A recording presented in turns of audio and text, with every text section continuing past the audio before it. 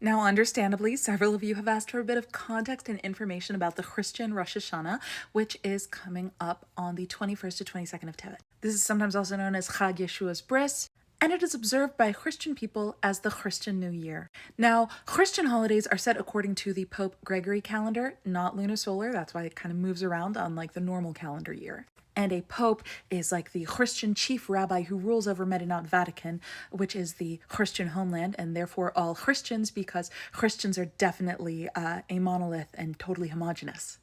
According to some Christian minhagim, Yom Christmas begins a 12-day period known as the 12 Yemei Christmas, sometimes referred to as Christmas Tea Day by Christians. Now, 8 days inclusive after Christmas, they celebrate their Rosh Hashanah, Chag Yeshua's Bris, sometimes known as the Feast of the Circumcision, celebrating the bris of their prophet. This event happened a bit over 2,000 years ago, and actually the Christian calendar labels events that happened before this year as BC, or before circumcision. This year it falls on the 20th to 21st of Tevet. As noted, it's not actually a 2-day Yom Tov. This is just because Christians start their day in the middle of the night. It's very inconvenient. On Erev Pope Gregory Rosh Hashanah, some Christians clean their homes to remove and discard dirt and stale energy. On the following day, they may open their windows to let out the old air and let fresh new air in. Christians do not generally light candles, say brachot, or make kiddush to welcome the Yom Tov.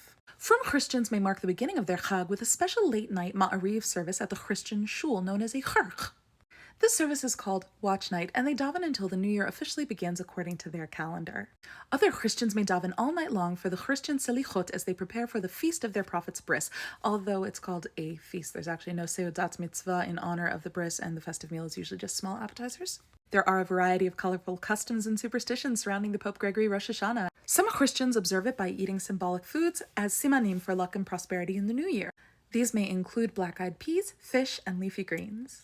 Less familiar symbolic choices include eating swine flesh and a special maize kugel referred to as cornbread, even though maize is a New World food that was not available to the ancient Vaticanians. Secular Christians celebrate the Yom Tov and the adjacent preceding holiday, Yom St. Sylvester HaKadosh, with parties and drinking until they can no longer differentiate between the old year and the new year.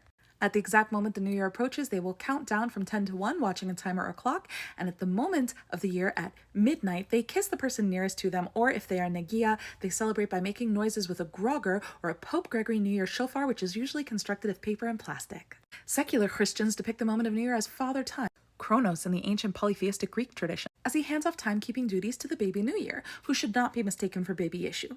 The proximity of the Pope Gregory Rosh Hashanah to Hanukkah is a coincidence, so none of us should be offended that a Greek deity personifies a year on their calendar. Anyway, the main point is there's no work prohibition and the eve of it falls on the weekend, so there's no reason that students should require a day off.